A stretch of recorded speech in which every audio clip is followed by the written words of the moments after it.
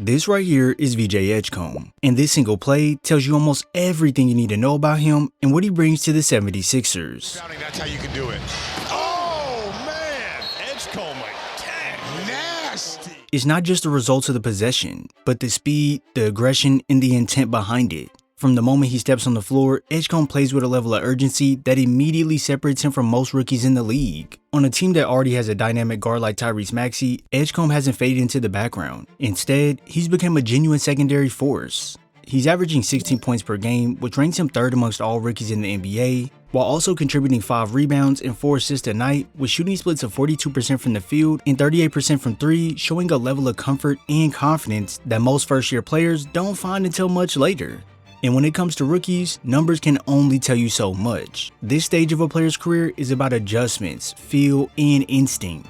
Some players are still learning how fast the game moves, while other players seem to understand where they belong within it. And ladies and gentlemen, that's where the eye test becomes everything. Some rookies, they look like they're surviving possessions, while others look like they're impacting them. For Edgecombe, he falls right into that second category. There's a natural edge to the way he plays. We could probably call it an it factor, and it doesn't need to be forced or explained. And that understanding shows up immediately when the court is broken wide open.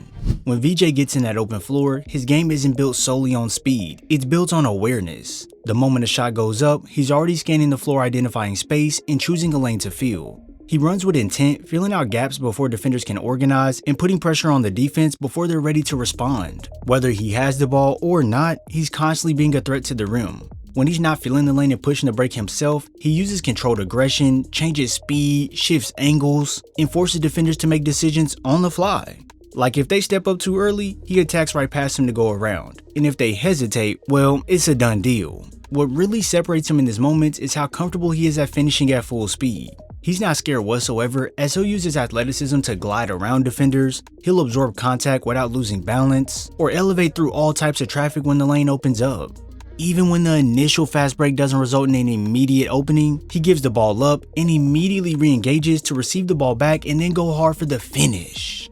As defenses begin to realize that they can't afford to lose track of him in transition, their attention naturally shifts. They start pointing him out earlier, communicating more, and locating him during the fast break. But soon enough, in that half-court scenario, they end up paying even more. His three-point shooting isn't about volume hunting or forcing attempts. It's about timing and readiness.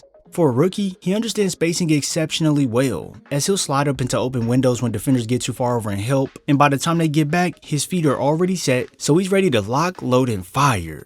What stands out the most is how calm he looks when these opportunities come. There's no hesitation in his mechanics, no rushed releases, and no visible doubt. If a defender is late, the shot is already on its way. And when defenders start closing out harder, Edgecombe doesn't get bothered. He'll still let it fly right over them, and this can result in a 4-point play.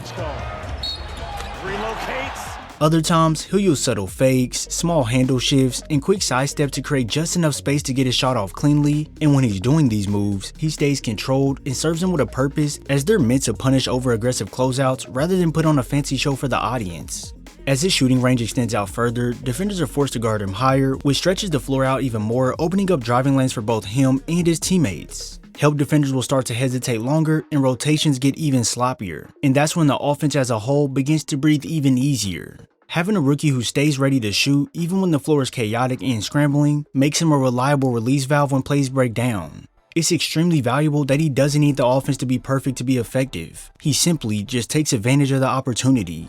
Once defenders start flying at him on the perimeter, Edgecombe seamlessly transitions into the strongest part of his offensive game, which is his ability to attack the rim off the catch. His driving game is controlled, calculated, and aggressive in the right moments. He reads the defender's momentum, recognizes angles that they're giving him, and attacks the rim decisively. Sometimes when you watch him, it'll be that quick first step that beats the defender outright to get to the rim, and other times, it's a hesitation that freezes them just long enough to slip by to get a bucket.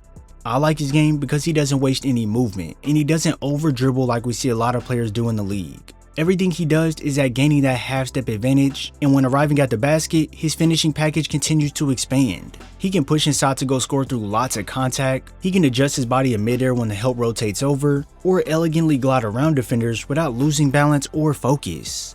Body control like this allows him to finish in traffic without forcing difficult attempts, and when the paint gets crowded, he doesn't panic. He's comfortable stopping short and using soft touch floaters over the defense, and when VJ Edgecombe is cooking next to Tyrese Maxey like this, it may feel like the game is all out of your control, sorta like these sportsbooks that have been scamming me and you. So it's time to delete all of them and come over to Polymarket. They're the largest prediction market where you can use the knowledge from my analysis to make trades at real time on any game in any state. And if you use my code MASTERY10, you get $10 free. Polymarket makes it easy by displaying odds as percentages, and you just pick a team to win. You don't get locked out like other sportsbooks will do to you, which means you can cash out at any time during the game or get in on the action at any time you want. Like when Tyrese and VJ was cooking against the Raptors, you could have bet them to win and rolled the momentum all the way. Here's how simple it is to make a bet. I'm taking the 76ers to win at 56% odds, and now we just wait for a nice payout. If you were to win big on any other sportsbook site, they take away $9 in fees. But Polymarket only takes away 9 cents. So yeah, use my code MASTERY for $10 free when you sign up. No credit card, no deposit. Just make sure you use my code and come join the revolution with Polymarket.